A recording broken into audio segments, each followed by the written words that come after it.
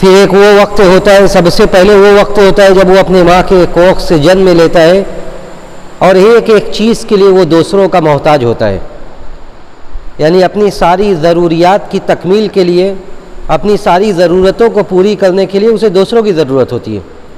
جیسے ہم بچپنا سے تعبیر کرتے ہیں، اس کے بعد مرور زمانہ کے ساتھ وقت گزرتے گزرتے وہ جوان ہونے لگتا ہے، وہ جوان ہو جاتا ہے، جو انسانی زندگی کا سب سے گولڈن پیریڈ ہے، سب سے اچھا زمانہ ہے، جب انسان اپنے جسم میں قوت محسوس کرتا ہے، جب انسان اپنے عزم کو اتنا پختہ پاتا ہے کہ وہ سوچتا ہے جیسے بھی مصائب و مشکلات آئے زندگی میں وہ اسے جھیل لے گا۔ لیکن یہ بھی دنیا کی جو جوانی ہے وہ ہمیشہ رہنے والی نہیں ہے، پھر اس کے بعد دن پلٹتا ہے اور اس کے بعد انسان بوڑھا ہونے لگتا ہے، اور انسان جب بوڑھا ہونے لگتا ہے تو اس کی وہی پرانی کیفیت اور وہی پرانا زمانہ لوٹ کر آنے لگتا ہے گویا کہ جب وہ بچپنے میں تھا۔ اور اللہ سبحانہ و تعالیٰ نے ان تینوں باتوں کو قرآن میں بیان کیا کہ اللہ الذی خلقکم من ضعف ثم جعل من بعد ضعف قوة ثم جعل من بعد قوة ضعفا وشیبہ، کہ اللہ کی ذات وہ ہے جس نے تمہیں بڑی کمزوری اور بے بسی کی حالت میں پیدا کیا، یعنی بچپن میں جب آدمی اپنے ماں کے کوکھ سے پیٹ سے جنم لیتا ہے تو بڑا کمزور اور بے بس اور لاچار ہوتا ہے۔ ثم جعل من بعد ضعف قوة، پھر اللہ تعالیٰ نے کمزوری کے بعد پھر آدمی کو مضبوط بنا دیا، یعنی جب وہ 17-18 سال کی عمر سے اس کے بعد 40 سال کی عمر تک تقریباً وہ اپنے جسم میں ایک عجیب سی نشاط اور قوت محسوس کرتا ہے جو اس کے بعد وہ نہیں محسوس کرتا ہے، نہ تو اس سے پہلے محسوس کرتا ہے۔ تو اللہ نے فرمایا کہ ثم جعل من بعد ضعف قوة ثم جعل من بعد قوة ضعفا وشیبہ، اور پھر اس کے بعد کمزوری اور بے بسی کے بعد جب آدمی مضبوط ہوتا ہے پھر مضبوطی کے بعد پھر بے بسی اور کمزوری شروع ہو جاتی ہے۔ تو یہ بیچ کا جو وقت ہے جسے میں نے تعبیر کیا کہ یہ سب سے اچھا زمانہ ہے، گولڈن پیریڈ انسانی زندگی کا، یہ جہاں ایک طرف بہت اچھا زمانہ ہے، بہت اچھے مواقع ہیں، اس میں آدمی بہت کچھ دنیا کے حساب سے کر سکتا ہے، ویسے ہی وہ آخرت کے لیے اور اپنے دین و ایمان کے لیے بھی بہت کچھ کر سکتا ہے۔ اور اسی لیے اللہ کے رسول صلی اللہ علیہ وسلم نے اور اللہ رب العزت والجلال نے اس وقت کو خاص اہمیت دی، اس وقت کو خاص اہمیت دی، اس کے بارے میں اور نوجوانوں کے بارے میں نبی علیہ الصلاۃ والسلام نے طرح طرح کی توجیہات پیش فرمائیں۔ سب سے پہلے میں آیت سے شروع کرتا ہوں، جو آیت میں نے سورہ کہف کی پڑھی۔ سورہ کہف ہر جمعہ کو آپ لوگ پڑھتے ہوں گے انشاءاللہ۔ سورہ کہف کی جمعہ کے دن پڑھنے کی فضیلتیں وارد ہیں احادیث میں۔ تو سورہ کہف کے اندر یہ آیت ہے، اللہ رب العزت والجلال نے اصحاب کہف کا واقعہ بیان کیا۔ اصحاب کہف کا واقعہ در حقیقت ان چند نوجوانوں کا واقعہ تھا کہ ان کی قوم میں جب شرک و بت پرستی بہت زیادہ پھیل گئی، اور ان لوگوں نے جب بادشاہ وقت بھی چونکہ مخالفین کے ساتھ تھا، اذ قاموا فقالوا ربنا رب السماوات والارض لن ندعو من دونه الها لقد قلنا اذا شططا، کہ نوجوانوں نے، دیکھیے نوجوانوں کی مہم بھی اللہ تعالیٰ نے اس آیت میں بیان کی کہ نوجوانوں کا کام کیا تھا صرف بیٹھ کر پلاننگ نہیں کرنا تھا، بلکہ انہوں نے محنت کیا۔ اذ قاموا فقالوا ربنا رب السماوات والارض، کہ انہوں نے برملا طور سے اعلان کیا کھڑے ہو کر۔ اس سے مفسرین لکھتے ہیں کہ کچھ کرنے کے لیے آدمی کو تگ و دو کرنا پڑے گا، محنت کرنا پڑے گا۔ اذ قاموا فقالوا ربنا رب السماوات والارض، کھڑے ہوئے ان لوگوں نے کھڑے ہو کر کیا کہا ربنا رب السماوات والارض، کہ ہمارا جو رب ہے، ہمارا رب وہ ہے جو آسمان و زمین کا رب ہے۔ ربنا رب السماوات والارض لن ندعو من دونه الہا، ہم اس کے علاوہ کسی اور کو نہیں پکاریں گے، ہم اس کے علاوہ کسی اور کو نہیں پکاریں گے۔ جب ان لوگوں نے یہ اعلان کیا کہ ہم اسے اپنا رب مانتے ہیں جو آسمان و زمین کا رب ہے، اس کے علاوہ یہ شجر و حجر اور جس کو سینکڑوں لوگوں کو، سینکڑوں ہستیوں کو لوگ معبود بنا کر پوجیں، اسے ہم معبود ماننے والے نہیں ہیں، تو ایک کھلبلی مچ گئی۔ ایسے سماج میں، ایسی سوسائٹی میں جہاں شرک اور بت پرستی عام ہو، وہاں کوئی آدمی اور یا چند نوجوان کھڑے ہو کر یہ کہنے لگیں کہ ہم ایک اللہ کی عبادت کریں گے، تو ظاہر سی بات ہے اس سے ان کے شرک اور بتوں کے ایوانوں میں زلزلہ برپا ہو جائے گا۔ تو جب ان لوگوں نے یہ کہا تو بادشاہ وقت نے بلایا اور پھر طرح طرح کی وارتا ہوئی، باتیں ہوئیں۔ آخر میں ان لوگوں نے کیا سمجھا؟ ان لوگوں نے یہ سمجھا کہ اپنے دین و ایمان کی حفاظت اگر کرنا ہے تو یہاں سے سفر کر دینا چاہیے، ہجرت کرنا چاہیے۔ اور ان لوگوں نے جا کے ایک غار میں پناہ لے لیا، جسے جو اصحاب کہف جو کہا جاتا ہے کہ وہ غار والوں کا واقعہ۔ تو در حقیقت یہ غار والوں کا جو واقعہ ہے، وہ غار والوں کا واقعہ یہی چند نوجوانوں کا واقعہ تھا کہ چند نوجوان کھڑے ہوئے اور ان لوگوں نے کھڑے ہو کر توحید کا اعلان کیا۔ تو یہ سب سے بہتر اور سنہرا زمانہ ہے جب آدمی کچھ کر سکتا ہے، اور اسی لیے نبی کریم صلی اللہ علیہ وسلم نے بہت ساری احادیث میں اس وقت کی اہمیت کی طرف اشارہ کیا۔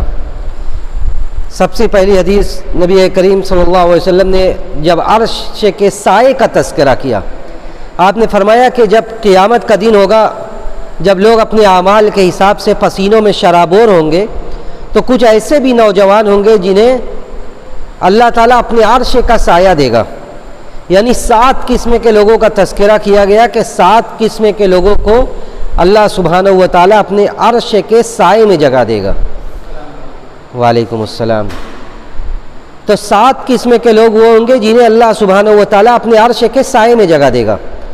جس دن اللہ کے سائے کے علاوہ، اللہ کے عرش کے سائے کے علاوہ کوئی سایہ نہیں ہوگا، بلکہ اس دن لوگ جتنا جس کی نیکی ہوگی اس حساب سے اسے راحت ہوگی۔ کوئی آدمی اپنے گناہ کی وجہ سے وہ کانوں کے لو تک پسینوں میں شرابور ہوگا، ڈوبا ہوا ہوگا، کوئی آدمی اس سے کم ہوگا، کوئی گھٹنوں تک ہوگا، یعنی جس کا جتنا عمل ہوگا اس حساب سے اسے راحت ہوگی۔ تو جس دن کیفیت اور عالم یہ ہوگا، اس دن اللہ کے رسول نے فرمایا کہ اس دن ایک گروہ اور ایک فریق وہ ہوگا شاب نشا فی عبادت اللہ، کہ اس میں ایک وہ نوجوان بھی ہوگا جس نے اپنی جوانی اللہ کی عبادت میں گزاری ہے۔ یعنی اس میں ایک وہ نوجوان بھی ہوگا جس نے عبادت کرنے کے لیے بڑھاپے کا نہیں انتظار کیا۔ عام طور سے کیا جاتا ہے، عام طور سے لوگ یہ سمجھتے ہیں کہ عبادت کے لیے، بندگی کے لیے جو وقت ہے وہ بوڑھے ہو جانے کے بعد۔ پہلے جب جوان ہم ہیں، ہم دنیا حاصل کر لیں، دنیا میں کچھ کما لیں، اس کے بعد تب ہم آخرت کی طرف لو لگائیں گے، اللہ کے لیے عمل کریں گے۔ دیکھیے، اللہ تعالیٰ نے ہمیں مشین نہیں بنایا ہے کہ ہم جب تک اپنے جسم میں سے کچھ کر سکتے ہیں تو تب تک ہم دنیا کے لیے کرتے رہیں۔ ہماری شب و روز، ہماری لیل و نہار، دن رات ہمارا اسی ہم و غم اور اسی فکر میں گزرتا ہے کہ ہم کیسے دنیا میں کچھ حاصل کر لیں، کیسے دنیا میں ہم کچھ کما لیں۔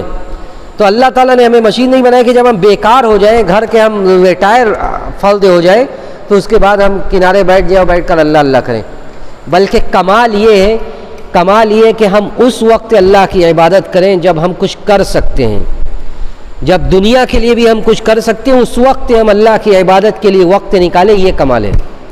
اور اسی لیے نبی علیہ الصلاۃ والسلام نے کہا کہ شاب نشا فی عبادت اللہ، کہ ان 7 خوش نصیبوں میں ایک وہ نوجوان بھی ہے جو اپنی جوانی جس نے اللہ کی عبادت میں گزاری ہے، جس نے اللہ کی عبادت میں اپنی جوانی گزاری ہے۔ تو دیکھیے، اس حدیث میں بڑے واضح طور سے یہ فضیلت سنائی گئی کہ اگر ایک جوان اپنی جوانی اللہ کی عبادت میں گزارتا ہے تو اسے عرش کا سایہ ملے گا، جس دن اللہ کے عرش کے سائے کے علاوہ کوئی سایہ نہیں ہوگا۔ دوسری حدیث سنیے، نبی علیہ الصلاۃ والسلام نے کچھ عام سوال بتایا، کچھ ایسے سوال بتلائے کہ ان سوالوں کا جواب دیے ہوئے بغیر آخرت میں لوگ آگے نہیں بڑھ سکتے، ان کے آگے کے معاملات نہیں ہو سکتے۔ دیکھیے، ہر آدمی کو اللہ کے سامنے کھڑے ہونا ہے۔ وَقِفُوهُمْ إِنَّهُمْ مَسْئُولُونَ، اللہ نے فرمایا کہ سب کو کھڑا کرو، سب سے سوال کیا جائے گا۔ تو سب سے سوال ہوگا، لیکن کچھ سوال ایسا ہے جو سارے لوگوں سے ہوگا، کوئی آدمی اس سوال کا جواب دیے بغیر آگے نہیں بڑھ سکتا۔ ترمذی وغیرہ کی صحیح روایت ہے، اللہ کے رسول صلی اللہ علیہ وسلم نے فرمایا کہ لا تزول قدم ابن آدم یوم القیامت من عند ربہ حتی یسأل عن 5، کہ قیامت کے دن بندے کا قدم آگے نہیں بڑھ سکتا، وہ چاہے گا تب بھی نہیں آگے بڑھ پائے گا۔ حتی یسأل عن 5، یہاں تک کہ 5 چیزوں کے بارے میں اس سے سوال نہ کیا جائے۔ عن عمرہ فیما افناہ، پہلا سوال اس سے کیا ہوگا؟ اس کے زندگی کے بارے میں سوال ہوگا کہ اس نے اپنی زندگی کن چیزوں میں لگائی، یعنی زندگی میں اس کی روٹین کیا تھا، اس کا انداز کیا تھا، کیسے وہ جیتا تھا۔ دوسرا سوال زندگی کے خاص وقت کے بارے میں ہوگا کہ وَعَنْ شَبَابِهِ فِيمَا أَبْلَاهُ، جوانی کے بارے میں جب ایک سوال ہو گیا تو دوسرا سوال کرنے کی کیا ضرورت تھی؟ یعنی ایک سوال تو یہ ہو گیا کہ آپ کی عمر میں پورا وقت آ گیا کہ آپ جوان تھے، جب سے آپ عاقل و بالغ ہوئے، جب سے تکالیف شرعیہ آپ کے اوپر واجب ہوئی. دیکھیے جب آپ بالغ ہوتے ہیں تبھی آپ کے اوپر اسلامی تکالیف جو ہے وہ لاگو ہوتی ہے. اس سے پہلے جو اسلامی تکالیف ہے آپ اس کے مکلف نہیں ہیں. نماز کب فرض ہوگی، زکوٰۃ کب آپ کو دینا ہے، حج کب کرنا ہے، سب کے ایک احکام ہے کہ جب آپ بالغ ہوں گے، عاقل بالغ رہیں گے، تبھی آپ کے اوپر ان ساری عبادات کو انجام دینا ضروری ہوگا. تو اس وقت سے لے کر مرتے دم تک آدمی کے اوپر ان سارے چیزوں کو نبھانا یہ واجب ہوگا. تو اللہ کے رسول صلی اللہ علیہ وسلم نے جب یہ فرمایا کہ ان عمرہ فیما افنا، پوری زندگی کے بارے میں ایک عام سوال ہوگا کہ آدمی نے زندگی میں کیا کیا. تو جب کسی چیز کو امپورٹنس دینا ہوتا ہے، اہمیت دینی ہوتی ہے، تو اس کے بارے میں خصوصی سوال کیا جاتا ہے. جیسے قرآن میں، اگر قرآن میں آپ غور کریں گے تو ہر جگہ یہ کہا جاتا ہے کہ یا ایھا الذین آمنوا، ایمان والوں. تو یا ایھا الذین آمنوا میں مرد بھی داخل ہیں، عورتیں بھی داخل ہیں، جتنے مکلف ہیں سب داخل ہیں. لیکن کہیں کہیں جہاں پہ کسی خاص معاملے کو اہمیت دینی ہوتی ہے وہاں عورتوں کا ذکر الگ کیا جاتا ہے اور مردوں کا ذکر الگ کیا جاتا ہے. جیسے جب مذاق اڑانے کی بات کی گئی، مذاق اڑانے کی بات کی گئی کہ کوئی کسی کا مذاق نہ اڑائے، تو مذاق اڑانے کے معاملے میں اور طنز کرنے کے لیے عورتیں زیادہ آگے رہتی ہیں. تو اللہ نے فرمایا یا ایھا الذین آمنوا لا یسخر قوم من قوم عسى ان یکونوا خیرا منہم، کہ ایمان والو یعنی مرد، کوئی مرد کسی مرد کا مذاق نہ اڑائے. عسى ان یکونوا خیرا منہم، شاید کہ جس کا مذاق اڑا رہے وہ تم سے بہتر ہو. اللہ نے یہاں مردوں کا تذکرہ کیا، عورتوں کا تذکرہ الگ سے کیا اور فرمایا ولا نساء من نساء عسى ان یکن خیرا منہن، کوئی عورت کسی عورت کا بھی مذاق نہ اڑائے. عسى ان یکن خیرا منہن، ہو سکتا ہے جس کا مذاق اڑا رہی ہیں عورتیں وہ ان سے بہتر ہوں. تو جہاں اہمیت دینی ہوتی ہے وہاں خاص طور سے ذکر کیا جاتا ہے. جب نظریں نیچی رکھنے کا حکم دیا گیا وہاں بھی دونوں کو الگ الگ ذکر کیا گیا. قل للمؤمنین یغضوا من ابصارهم ویحفظوا فروجهم، اے نبی آپ مومن مردوں سے کہیے کہ نگاہ پست رکھیں اور شرمگاہوں کی حفاظت کریں. اس کے بعد کہا گیا وقل للمؤمنات یغضضن من ابصارهن ویحفظن فروجهن، کہ نبی آپ مومنہ عورتوں سے بھی کہیے کہ وہ بھی نگاہیں نیچی رکھیں اور وہ بھی اپنے شرمگاہوں کی حفاظت کریں. یعنی یہ دونوں کے لیے برابری کا حکم ہے اور اس کو خاص اہمیت حاصل ہے. تو اہمیت دینے کے لیے تذکرہ الگ سے کیا جاتا ہے. تو جب اللہ کے رسول نے عام سوال کیا کہ پورے زندگی کے بارے میں ایک سوال ہوگا، اس کے بعد خاص سوال کیا وَعَنْ شَبَابِهِ فِيمَا أَبْلَاهُ، پھر جوانی کے بارے میں سوال ہوگا کہ جوانی کو کیسے گزارا. تو اس سے یہ پتہ چلتا ہے کہ جوانی کی اہمیت انسانی زندگی میں اور اللہ رب العزت والجلال کے ہاں ذمہ داری کے لحاظ سے کتنی زیادہ ہے، ذمہ داری کے لحاظ سے کتنی زیادہ ہے کہ ایک عام سوال کے بعد ایک خاص سوال ہوگا. اور تیسرا اور چوتھا سوال اس حدیث میں جو ہے وہ مال کے تعلق سے ہوگا. وَعَنْ مَالِهِ مِنْ أَيْنَ اكْتَسَبَهُ وَفِيمَا أَنْفَقَهُ، مال کے تعلق سے سوال ہوگا کہ مال کو کہاں کمایا اور کہاں خرچ کیا. یعنی جوانی کو اور مال کو اس کو ساتھ میں ذکر کرنے کا فائدہ یہ سمجھ میں آتا ہے کہ انسان مال و دولت کمانے کے لیے اپنی پوری طاقت جھونک دیتا ہے. وہ کون سے پیریڈ ہوتا ہے؟ وہ جوانی کی مدت ہوتی ہے. جب وہ جوان ہوتا ہے وہ سوچتا ہے مال و دولت کمانے کے لیے اپنی پوری جوانی کو صرف کر دیا جائے. جیسا کہ میں نے ذکر کیا کہ آدمی یہ سوچتا ہے کہ اسے اللہ نے مشین بنائی، اس مشین سے جتنا فائدہ اٹھایا جا سکے اٹھا لو. تو مال کا تذکرہ بھی ساتھ میں کیا گیا کہ قیامت کے دن یہ بھی پوچھا جائے گا کہ مال آیا کہاں سے، اور یہ بھی پوچھا جائے گا کہ مال جا کہاں رہا ہے، مال جا کہاں رہا تھا. اور پانچواں سوال کچھ خاص لوگوں سے ہوگا، سب سے نہیں ہوگا. پانچواں سوال ان لوگوں سے ہوگا جنہیں اللہ نے علم دیا ہے. وَمَاذَا عَمِلَ فِيمَا عَلِمَ، کہ اللہ رب العزت والجلال اہل علم سے پوچھے گا کہ وَمَاذَا عَمِلَ فِيمَا عَلِمَ، کہ علم کے مطابق ان کا عمل کتنا رہا. یہ بہت خطرناک سوال ہے. اللہ رب العزت والجلال ہمیں اخلاص نیت کے ساتھ علم کے مطابق عمل کی توفیق نصیب فرمائے. جو آدمی جو بھی جانتا ہے اس نے علم کے اصول کے لیے جو بھی محنتیں کی اسے قبول فرمائے. تو اس حدیث میں اللہ کے رسول صلی اللہ علیہ وسلم نے جوانی کی مدت کو خاص طور سے ذکر کیا. تو جیسا کہ میں نے 2 حدیثیں ذکر کی، اس سے یہ سمجھ میں آیا کہ جوانی کی کتنی زیادہ اہمیت ہے. ذرا اور آگے بڑھیے. کسی بھی مہم کے کامیابی کے لیے سب سے بڑی چیز یہ کہ اس مہم سے نوجوان جڑ جائیں. اگر اس مہم سے نوجوان جڑتے ہیں تو گویا کہ وہ اس بات کی طرف اشارہ ہے کہ یہ مہم اللہ رب العزت والجلال کے فضل و کرم سے یہ کامیاب ہونے والی ہے.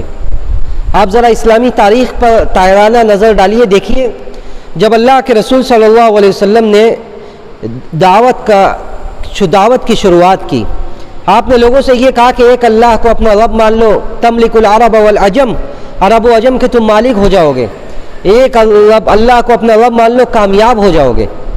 تو کن لوگوں نے اسلام کو قبول کیا؟ کون سے لوگ حلقہ بگوش اسلام ہوئے؟ ابتدائی وقت میں، ابتدائی مدت میں جتنے لوگ مسلمان ہوئے وہ سب نوجوان تھے، وہ سب نوجوان تھے. یہاں تک کہ حضرت ابو بکر رضی اللہ تعالیٰ عنہ، جنہیں صحابہ یہ کہتے تھے، یعنی صحابہ کہتے تھے کہ یہ شیخ الصحابہ ہیں، یعنی صحابہ میں سب سے اونچے، بڑی عمر کے تھے، اونچے مقام و مرتبہ کے تھے، ان کی عمر بھی اللہ کے رسول سے چھوٹی تھی. ان کی عمر بھی اللہ کے رسول سے چھوٹی تھی. یعنی ان کی عمر جو تاریخی روایات سے ثابت ہوتی ہے کہ 37 سال 38 سال ان کی عمر تھی. 37 سال 38 سال ان کی عمر تھی. حضرت عمر جب یہ مسلمان ہوئے ان کی عمر کتنی تھی؟ 27 سال.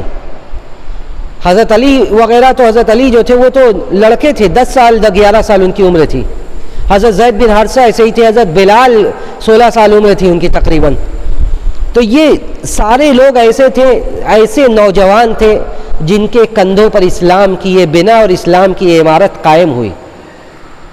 اور اللہ رب العزت والجلال نے ان لوگوں کے سہارے، ان لوگوں کے ذریعے پورے عرب میں بلکہ پورے دنیا میں اسلام کا چرچا کر دیا اور اسلام کا علم پورے دنیا میں بلند کر دیا. لیکن اس دعوت سے جڑنے والے وہی لوگ تھے جو نوجوان تھے. اس لیے کہ جو بوڑھے ہو جاتے ہیں، معذرت کے ساتھ، جو بوڑھے ہو جاتے ہیں آج بھی حج میں مکہ مکرمہ میں 10 12 13 سال زندگی گزارتے ہوئے یہ تجربہ بہت زیادہ ہوا کہ آپ کسی کو لاکھ بتائیے کہ دین یہ ہے، عقیدہ توحید یہ ہے. ہم لوگ حج میں جب جاتے تھے تو آپ جتنا بھی بتائیے کہ عقیدہ توحید یہ ہے، ایک اللہ کی عبادت کرو، ایسے کرو، نبی کی حدیث، حج کا طریقہ یہ ہے، حدیث سے یہ ثابت ہوتا ہے. جو لوگ مانتے تھے، جو لوگ جن کے اندر تجاوب تھا، جو مانتے تھے، جو آپ کی بات سنتے تھے، وہ نوجوان ہوتے تھے اور وہ مانتے تھے، وہ پوچھتے تھے اور وہ اس پر عمل کرتے تھے. تو اللہ کے رسول صلی اللہ علیہ وسلم کی سنت سے بھی یہی سمجھ میں آتا ہے کہ آپ جب جن لوگوں کو آپ نے دعوت دی اس میں جو نوجوان تھے وہی تو بھاگے بھاگے چلے آ رہے تھے، اور جو بوڑھے لوگ تھے جن کے رگ و ریشے میں کفر و شرک بالکل سرایت کر چکا تھا، اس میں بہت کم لوگ اسلام شروع میں لائے تھے، الا ماشاء اللہ بہت کم لوگ تھے. اور اس کے بعد اللہ کے رسول صلی اللہ علیہ وسلم کی احادیث کو پھیلانے کی ذمہ داری، جب دین کا لوگوں کے اندر مزاج پیدا ہونے لگا، صحابہ آپ کے ارد گرد جمع رہتے تھے، تو کن لوگوں نے اسلام کی تعلیمات کو لوگوں تک پہنچایا؟ آپ کو یہ جان کر اگر آپ سنیں تو آپ کو تعجب ہوگا کہ حدیث کی کتابیں جو ہیں آج آپ کے سامنے ہیں، جیسے یہ ریاض الصالحین بھی رکھی ہوئی ہے، جو حدیث کی ملجا کی کتابیں، یہ تو ملجا نہیں، یہ جو ملجئی کتابیں ہیں جسے ہم عربی میں یہ کہتے ہیں کہ امہات الکتب، یعنی جس کا ہم ریفرنس اور حوالہ دے سکتے ہیں، صحیح بخاری، مسلم، ابو داؤد، ترمذی، نسائی، ابن ماجہ، موطا، مسند احمد وغیرہ، جو حدیث کے مراجع ہیں. حدیث کے اندر اگر آپ غور کریں گے، اور علماء نے یہ لکھا ہے اپنی کتابوں میں کہ حدیث روایت کرنے والے جو صحابہ ہیں ان میں تقریباً 70% حدیثیں روایت کرنے والے نوجوان صحابہ ہیں. 70% حدیثیں جن لوگوں نے روایت کیا ہے وہ کون ہیں؟ وہ نوجوان صحابہ ہے. 67%، بلکہ بعض علماء نے بالضبط لکھا ہے کہ 67% احادیث جو ہے اس کو روایت کرنے والے یہ نوجوان صحابہ ہیں جنہوں نے 1000 سے زائد حدیث کو روایت کیا ہے. ان کو عربی میں کہا جاتا ہے مکثرین فی الروایہ. مکثرین فی الروایہ، یہ لوگ مکثرین فی الروایہ ہیں، یعنی ان لوگوں نے زیادہ روایت کیا ہے حدیث کو. ان میں سب سے پہلے حضرت ابو ہریرہ جن سے 5000 سے زائد حدیث روایت ہے. ابو ہریرہ کون تھے؟ ایک نوجوان جو ایسے ہی مسجد کے چبوترے پر، نبی کی مسجد کے چبوترے پر انہوں نے اپنی جوانی وقف کر دی، اپنی زندگی گزار دی. اصحاب صفہ کا عالم کیا تھا؟ آپ نے کبھی پڑھ کر اندازہ کیا کہ اصحاب صفہ کون تھے؟ اصحاب صفہ نے وہ قربانیاں دی ہیں کہ اصحاب صفہ کے پاس 2 کپڑے صحیح سے نہیں ہوتے تھے. آج تو اللہ نے ہمیں بہت کچھ نوازا ہے. 2 کپڑے صحیح سے نہیں ہوتے تھے. صحیح بخاری کی روایت ہے اور دوسری کتابوں میں کہ وہ اگر اوپر سے اپنا کپڑا باندھتے تھے تو ڈر ہوتا تھا کہ کہیں نیچے سے شرمگاہ نہ دکھ جائے. ایسے ماحول میں انہوں نے نبی کی حدیث کو سننے کا ہی ہم و غم تھا. یہی فکر تھی اور یہی شوق تھا کہ نبی کے پاس رہیں گے, نبی سے دین کی تعلیم حاصل کریں گے. ابو ہریرہ انہی میں تھے. ابو ہریرہ نے کتنی روایت حدیث کی کتابوں میں 5000 سے زائد روایات ہیں ابو ہریرہ سے. تو ابو ہریرہ ہوئے. ابو ہریرہ کے علاوہ حضرت انس بن مالک ہوئے. حضرت انس بن مالک کون تھے؟ پوری زندگی نبی کی خدمت میں گزار دیا. ان کی ماں نے آ کر جب اللہ کے رسول کے حوالے کیا ان کو, تو اس کے بعد پوری زندگی نبی کے ساتھ انہوں نے گزاری. کہتے ہیں خدمت رسول اللہ صلی اللہ علیہ وسلم 10 سنین, 10 سال تک میں نے اللہ کے رسول کی خدمت کی, لیکن کبھی آپ نے یہ نہیں کہا کہ تم نے یہ کام کیا تو کیوں کیا اور نہیں کیا تو کیوں نہیں کیا. یہ نبی کا اخلاق تھا. تو حضرت انس بن مالک ہو گئے, حضرت ابو سعید خدری ہو گئے, یہ سب لوگ جوان تھے. حضرت ابو سعید خدری, حضرت جریر بن عبداللہ البجلی, حضرت عائشہ ام المومنین. حضرت عائشہ کی عمر کتنی تھی؟ ایک بیوہ نبی علیہ الصلوۃ والسلام کے ساتھ انہوں نے کتنی زندگی گزاری. آپ بیوہ ہو جاتی ہے, 18 سال کی عمر ہوتی ہے ان کی, اس کے بعد پوری زندگی گزارتی ہیں, اور 18 سال کی عمر تک انہوں نے اتنا علم نبی سے لے لیا تھا کہ بڑے بڑے صحابہ ان کے پاس آتے تھے. مسروق کہتے ہیں, تابعی ہیں, مسروق کہتے ہیں کہ کان کبار الصحابہ یسألون عائشہ عن المیراث, کہ بڑے بڑے صحابہ حضرت عائشہ کے پاس آتے تھے میراث کے مسائل پوچھنے کے لیے. بڑے بڑے صحابہ حضرت عائشہ کے پاس آتے تھے میراث کے مسائل پوچھنے کے لیے.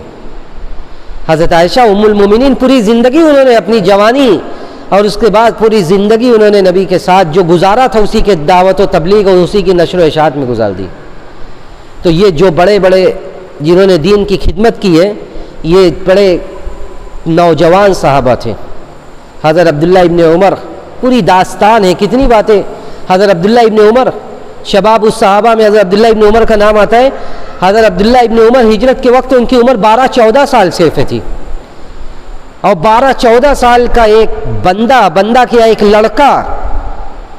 کہتے ہیں کہ جب حضرت عبداللہ ابن عمر سے نبی علیہ الصلوۃ والسلام نے یہ کہا کہ نعم الرجل عبداللہ, کہ عبداللہ بڑے اچھے آدمی ہیں, تو لوگ ان کے شاگرد سے پوچھتے تھے, نافع ان کے شاگرد ہیں, نافع سے لوگ پوچھتے تھے کہ حضرت عبداللہ ابن عمر گھر میں کیا کرتے تھے, ایسا کیا کام کرتے تھے کہ اللہ کے رسول نے ان کی تعریف کی اور ایسا کہا. تو نافع جو ان کے شاگرد تھے وہ کہتے تھے کہ انتم لا تستطیعون, تم لوگ نہیں کر سکتے. عبداللہ بن عمر جو کرتے تھے وہ ہم لوگ نہیں کر سکتے. تو لوگ کہتے تھے کہ بتاؤ تو صحیح کرتے کیا تھے. تو نافع کہتے تھے کہ الصلاۃ تلو الصلاۃ وبینہما القرآن, کہ پے در پے نمازیں, یعنی فرض نمازوں کی بات نہیں ہو رہی ہے, نفلی نمازوں کی. الصلاۃ تلو الصلاۃ وبینہما القرآن, کہ پے در پے نمازیں اور نمازوں کے درمیان قرآن کی تلاوت. یہ عبداللہ ابن عمر تھے.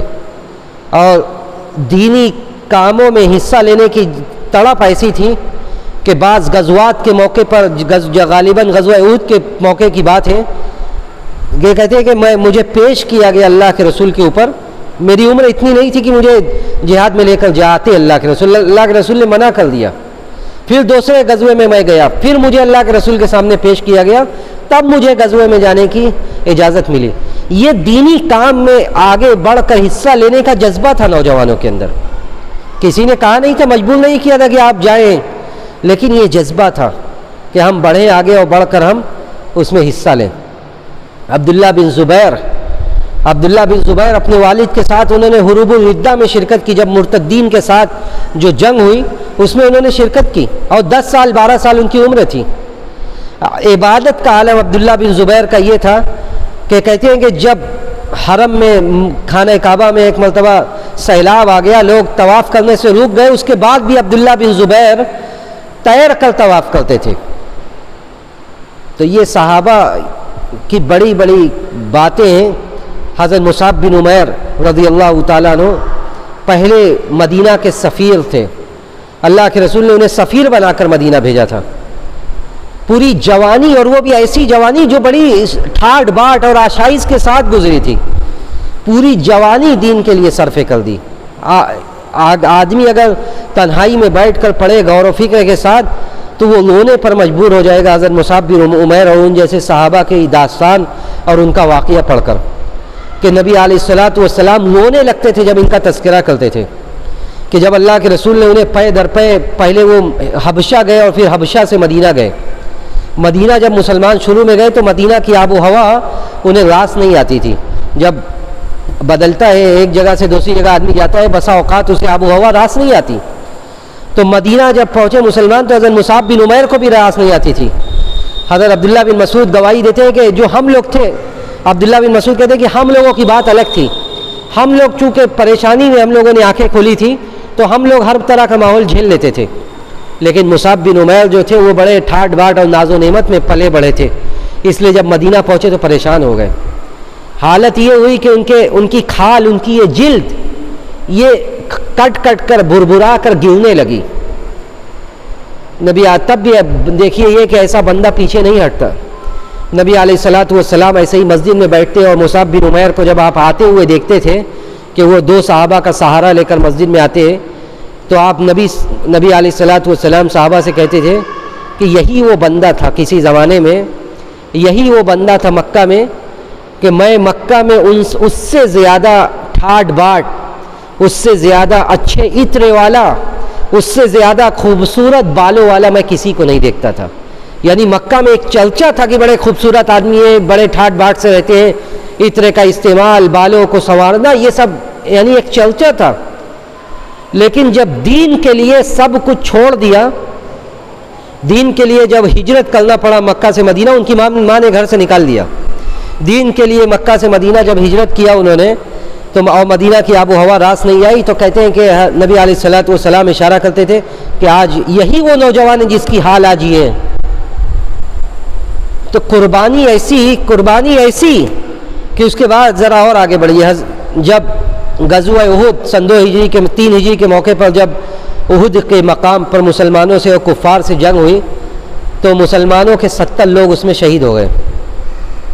70 لوگ شہید ہو گئے، اس میں یہ بھی تھے حضرت مصعب بن عمیر. اللہ کے رسول صلی اللہ علیہ وسلم غزوہ کے بعد، جنگ کے بعد لوگوں کو تلاش کر رہے تھے.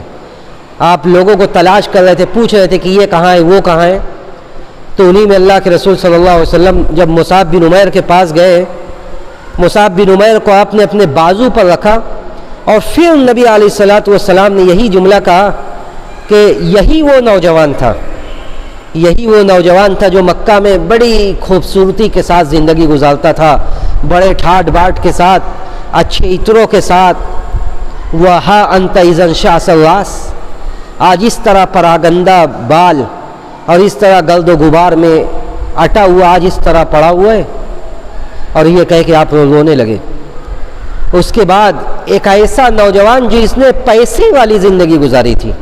آگے جب بڑھتے ہیں آپ اور غزوہ احد کے موقع پر مسلمانوں کی حالت اتنی خستہ ہوتی ہے کہ مسلمانوں میں جو شہید ہوتے ہیں ان کو 2 کفن نہیں ملتا ہے. صحیح بخاری کی روایت ہے یہ، انہیں 2 کفن نہیں ملتا ہے. انہی میں حضرت مصعب بن عمیر بھی ہوتے ہیں کہ انہیں صحیح طرح سے 2 کفن نہیں ملتا ہے کہ ان کی تکفین کی جائے. اگر سر ڈھانکا جاتا تھا تو پیر کھل جاتا تھا، اور پیر ڈھانکا جاتا تھا تو سر کھل جاتا تھا. حضرت عبد الرحمن بن عوف اس منظر کو یاد کر کے پریشان ہو جاتے تھے. جب یہ منظر ان کے ذہن میں آتا تھا کہ غزوہ احد کے موقع پر مسلمانوں کی حال کیا تھی، وہ اسے سوچ کے پریشان ہونے لگتے تھے.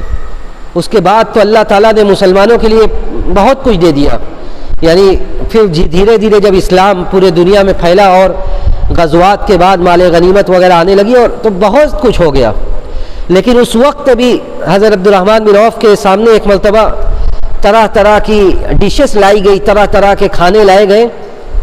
تو حضرت صحیح بخاری کے الفاظ حضرت عبد الرحمن بن عوف رونے لگے اور انہوں نے یہی جملہ کہا تھا کہ قتل مصعب بن عمیر وهو افضل مني ولم يوجد له ما يكفن فيه.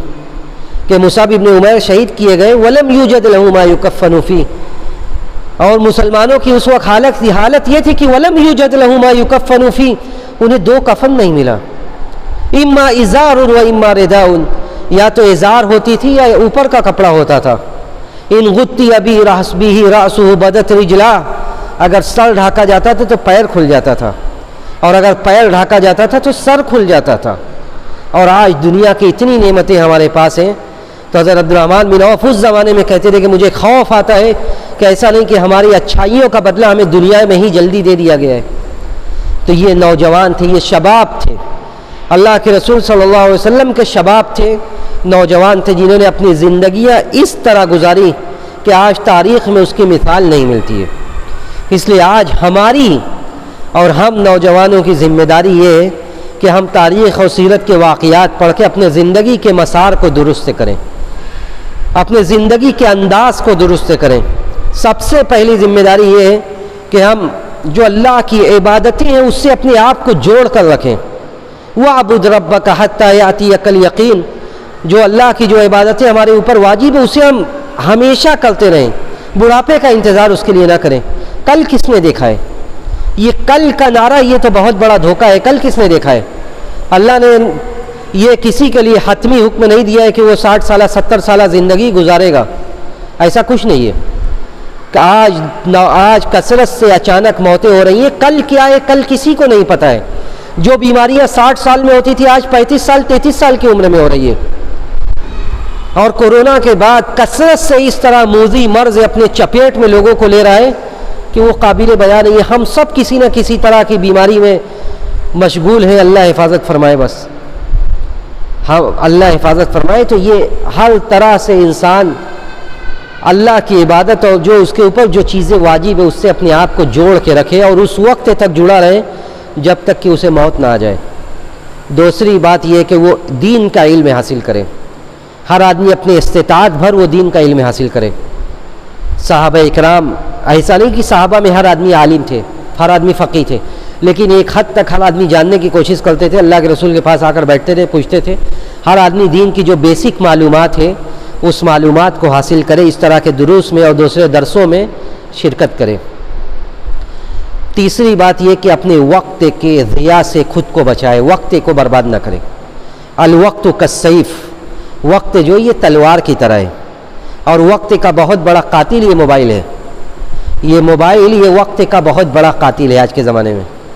اگر ہم اپنے آپ کو منظم نہیں کریں گے، اگر ہم اپنے آپ کے وقت کو، اپنا جدول، اپنا ٹائم ٹیبل صحیح نہیں بنائیں گے تو ہمارا سارا وقت ضائع اور برباد ہو جائے گا۔ نہ تو ہم دین کے لیے ہی کچھ کر پائیں گے، نہ دنیا کے لیے کچھ کر پائیں گے۔ وہ آدمی کامیاب نہیں ہو سکتا جو اپنے آپ کو منضبط نہ کرے، جو اپنے آپ کو منضبط نہ کرے، جو اپنے آپ کو ایک صحیح انضباط کے ساتھ، روٹین کے ساتھ نہ چلائے، وہ آدمی دنیا اور آخرت میں کامیاب نہیں ہو سکتا۔ وَالْعَصْرِ إِنَّ الْإِنسَانَ لَفِي خُسْرٍ، ہم مسلمان ہو کر وقت کے پابند نہ بنے، مسلمان ہو کر ہم وقت کی اہمیت اپنے اندر نہ پیدا کریں، یہ بہت بڑی ناکامی اور نامرادی ہے۔ اس لیے کہ اسلام نے تو جگہ جگہ وقت کے بارے میں کہا، قسم ہے زمانے کی، کس لیے؟ انہی چیزوں کی قسم اللہ تعالیٰ کھاتا ہے جس کی اہمیت واضح کرنا ہو۔ قسم ہے زمانے کی، قسم ہے رات کی، قسم ہے دن کی۔ تو یہ ساری باتیں تو آدمی وقت کا اپنے اندر وقت کا انضباط پیدا کرے، خاص طور سے نوجوان۔ رات میں 2 بجے تک جاگنا، صبح فجر کی نماز چھوڑ کے سونا، کام کے لیے 12 بجے نکلنا، یہ ساری غیر اسلامی طریقے ہیں۔ آپ ذرا اسلاف سے پوچھیے، اپنے اکابرین سے، بڑے لوگوں سے پوچھیے، پرانے زمانے میں لوگ سوتے کب تھے، کام کے لیے کب نکلتے تھے۔ آج بے برکتی کی ایک بہت بڑی وجہ یہ ہے کہ ہمارا جو طرز زندگی ہے ہماری وہ بدل چکی ہے۔ ہم رات میں سوتے ہیں غیر اسلامی طرز پر، اٹھتے ہیں غیر اسلامی طرز پر، کام کے لیے جو برکت کا وقت ہے وہ برکت کا وقت جب نکل جاتا ہے تب ہمارا کام شروع ہوتا ہے۔ نبی علیہ الصلوۃ والسلام نے کیا فرمایا تھا؟ اللہم بارک لی امتی فی بکوریا، اے اللہ ہمارے جو صبح کا وقت ہے اس میں برکت دے۔ جب صبح کا وقت نکل جاتا ہے ہمارے یہاں، یعنی ہر جگہ یہی بات ہوگی، میری عمر تو بہت زیادہ نہیں ہے لیکن بیان کرتے ہیں لوگ بزرگ کہ پہلے زمانوں میں جب ادھر لوم وغیرہ اور چلتا تھا، ہینڈ لومس میں زیادہ کام تھا، لوگ صبح کا زیادہ اہتمام کرتے تھے، اور اسی طرح جو گدی والے تھے، جو دکانوں والے تھے مدن پورہ میں اور دوسری جگہوں میں، وہ لوگ بھی صبح کام کرتے تھے. لیکن یہ دھیرے دھیرے یہ سارے طریقے ختم ہو گئے اور اب سارا وقت عجیب سی ہماری زندگی ہو گئی ہے. تو وقت کا انضباط رکھنا یہ کامیابی کے لیے بہت ضروری ہے. اسی طرح نوجوان، چونکہ جوانی میں آدمی مضبوط ہوتا ہے، یہ ساری باتیں جو میں بیان کر رہا ہوں یہ جلدی اور مختصر بیان کر رہا ہوں، ورنہ ہر ایک نکات اور ہر ایک پوائنٹ اس بات کی ضرورت ہے اس پر ایک درس ہو سکتا ہے، لیکن میں ابھی صرف نکات بیان کر رہا ہوں. اسی طرح آدمی جوانی میں جب مضبوط ہوتا ہے تو شہوت اس کے اندر زیادہ ہوتی ہے. جب شہوت زیادہ ہو تو آدمی اپنی شہوت کو قابو میں رکھے، اور شہوت قابو میں اسی وقت رکھ سکتا ہے وہ جب اس کے اندر اللہ کا خوف ہو. اللہ کے رسول صلی اللہ علیہ وسلم نے ایک قاعدہ دیا بالکل واضح سا، اتق اللہ حیثما کنت، جہاں بھی رہو اللہ سے ڈرتے رہو. چاہے آپ خلوت میں جلوت میں لوگوں سے ڈر رہے ہیں، لوگ آپ کے سامنے نہیں سامنے، یہ نہیں مقصد ہے. مقصد یہ کہ اتق اللہ حیثما کنت، آپ اپنے لحاف کے اندر ہیں، اپنے بستر پر ہیں، لحاف کے کمبل کے اندر ہیں، تب بھی آپ کے دل میں ایک خوف ہونا چاہیے کہ اللہ تعالیٰ آپ کو دیکھ رہا ہے. اور جب آپ کے اندر یہ کیفیت پیدا ہوگی تبھی ہم گناہوں سے باز آ سکتے ہیں، اور گناہوں سے باز رہنے کے بعد ہمارے زندگی میں جو برکت ہوگی، ہم اپنے جوانی میں جو اچیو کر سکتے ہیں، جو ہم حاصل کر سکتے ہیں، وہ قابل بیان نہیں ہے. آپ اسے خود اس کی برکت کو محسوس کریں گے. ہمارے لیے اسوہ اور آئیڈیل قرآن پڑھیے آپ، نبی کی زندگی، نبی نے اپنی جوانی کس طرح گزاری، یہ بھی ایک ٹاپک ہے. نبی نے اپنی جوانی کس طرح گزاری. اللہ کے رسول صلی اللہ علیہ وسلم کے زمانے میں بھی ایسا نہیں تھا کہ کفار اور مشرکین کے درمیان ایسی چیزیں نہیں تھی جس سے جو لوگوں کے لیے شہوت بھڑکانے کا باعث تھی، بلکہ اللہ کے رسول نے خود بیان کیا کہ اس وقت جب میں چھوٹا تھا تو مکہ میں غزل کی محفلیں سجتی تھی، غزل کی داستان بیان کی جاتی تھی، لوگ رات رات میں جاتے تھے. لیکن کہتے ہیں اللہ کے رسول میں کبھی نہیں کیا، ایک دو بار میں نے ارادہ کیا لیکن اللہ تعالیٰ نے مجھے بچا لیا، اس کے علاوہ میں نے کبھی ارادہ بھی نہیں کیا. حضرت یوسف علیہ السلام جوان تھے نا، حضرت یوسف علیہ السلام نے اپنی عفت و عصمت کی حفاظت کیسے کی. تو یہ انبیاء کی زندگی اور احادیث، یہ ساری چیزیں ہمارے لیے. ایک اور بات کہ آج جب آدمی، پہلی بات تو یہ کہ دین کی طرف آئے، جب دین کی طرف آتا ہے تو اس کے لیے ایک نئی آزمائش شروع ہو جاتی ہے کہ وہ بعض ان لوگوں کے چنگل میں پھنس جاتا ہے جو عقیدہ و منہج کے حساب سے صحیح نہیں ہے. عقیدہ و منہج کے حساب سے جو لوگ صحیح نہیں ہیں ان کے چکر میں پھنسنے لگتا ہے، اور ان کے چکر میں پھنسنے کے پیچھے بھی بہت ساری مصیبت یہ جوال اور موبائل کی ہے. عربی میں موبائل کو جوال کہا جاتا ہے. بہرحال تو یہ موبائل، اس کے پیچھے بھی محرک جو وہ موبائل ہے. موبائل پر آدمی کیا دیکھ رہا ہے، کیا آ رہا ہے، دین کے نام پر جو آ رہا ہے وہ سب لینے کے لیے تیار ہے. دین کے نام پر جو آ رہا ہے وہ سب لے رہا ہے. تو نوجوانوں، یہ دین کے نام پر جو کچھ بیان کیا جا رہا ہے اس میں جو ہے اس میں کون سے لوگ ہیں؟ اس میں بہت سارے ایسے لوگ ہیں جو عقیدہ و منہج کے حساب سے ایسے ہیں جن کے بارے میں علماء نے کہا ہے کہ یہ کافر ہیں، لیکن دین کے نام پر وہ بھی نیٹ پر ساری اپنی معلومات ڈال رہے ہیں اور آپ دین سوچ کر ان کی بھی معلومات کو لے رہے ہیں. تو دین کے نام پر آپ علماء سے جڑیے،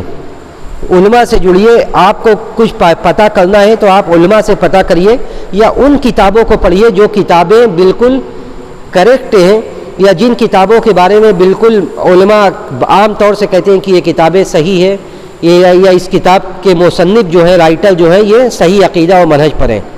ایسا نہ ہو کہ صحیح عقیدہ و منہج کے رائٹر اور مصنف سے آپ دور ہو جائیں اور اس کے بعد دین کے نام پر آپ ایسی باتیں لے لیں جو آپ کے عقیدہ کو برباد کر دیں.